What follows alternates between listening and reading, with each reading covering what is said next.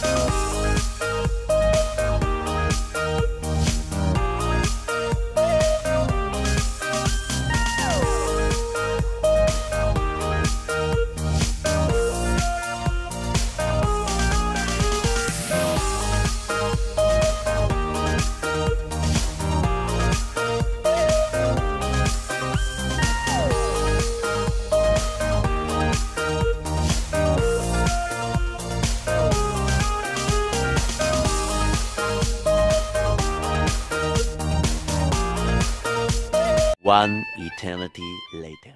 So ayun mga kalapatids, ano, 5:30 na ng hapon. Though hindi naman tayo nawawalan ng pag-asa kasi hanggang bukas nga ang karera, 2 days race ang mangyayari nga. And ayun nga, si Brother Paul medyo kinakabahan na. Pero meron na kasing mga nakapagpaklak mga kalapatids, parting Bataan. Maribeles, Pilar, tsaka Balanga mga kalapatids, ano. Kaya sana merong lumusot na Pampanga or yung ibon natin dito, yung ibon ni Brother Paul ay makalusot. So ang sinakay niyang ibon is 7 yon mga kalapatids, live pa lahat. Sana may makalusot siya. Piplap ito, Allen Samar mga kalapatids. And pag may umuwi siyang ibon mga kalapatids, meron tayong live na isasakay or meron siyang isasakay, makikiyabang ulit tayo kung sakali. Tacloban, Leyte, ang final lap ng UFC mga kalapatids. So mag-aabang-abang pa tayo, update ko kayo hanggang mamaya. Balikan ko kayo. A few moments later. So ayan mga kalapatids, wala pa kami pauwi hanggang pero yung nagka-clock is 13 na. Merong isang lumusot na Bulacan, ano, Kalumpit. Then the rest is puro Bataan mga kalapatids. Pero nag-aabang pa kami kasi may sikat pa naman ng araw, maliwanag pa. And ang cut off naman pagka ganyan is yung sunset. So 6:22 ata o 6:20 ang sunset natin. Sana mabol, mag-daybird yung ibon niya, ano, kahit isa lang o 2 ibon lang may mag-clock. Pero mag-aabang pa kami mga kalapatids. Pakita ko sa inyo yung liwanag pa ngayon, ano. So ayan mga kalapatids, yung liwanag pa. Medyo maliwanag pa naman, hindi pa naman lubog ang araw talaga. Sana may biglang lumusot na lang.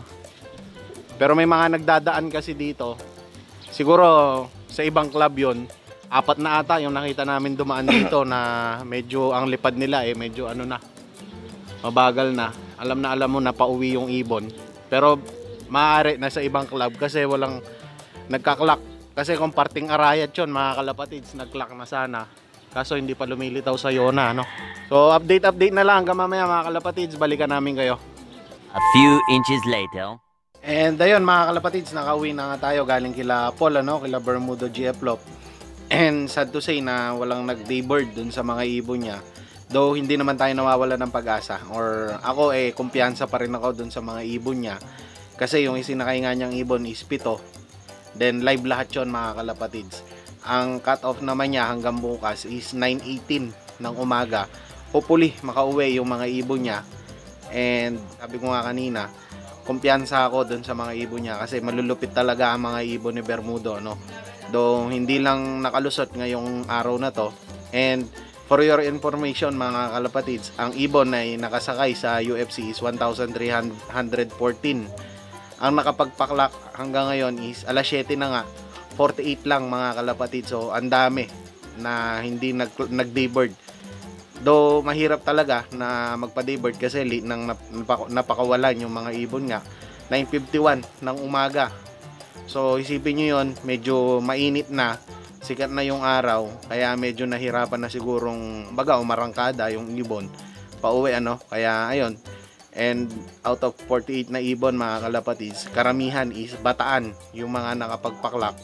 Then dito sa Pampanga meron din, then especially si Pijong Love, ano, from Santa Ana, Team Mexico din yan, nakapagpa-daybird siya mga kalapatids. So congrats sa kanya, kay Tata Pijong. And sana magtuloy-tuloy. Alam ko yung ibon na yon is live mga kalapatids. Nag-speed ng 900. Kulang-kulang 1,000 yung speed ng ibon. And daybird yung kanyang ibon. So, ayun. Update ko na lang kayo hanggang bukas mga kalapatids. Pero baka hindi na ako mag-aabang doon kila Bermudo nga kasi may trabaho tayo bukas. Monday na. And makikibalita na lang ako sa kanya. I-update ko na lang kayo sa mga susunod na araw kung may magla-live siyang ibon.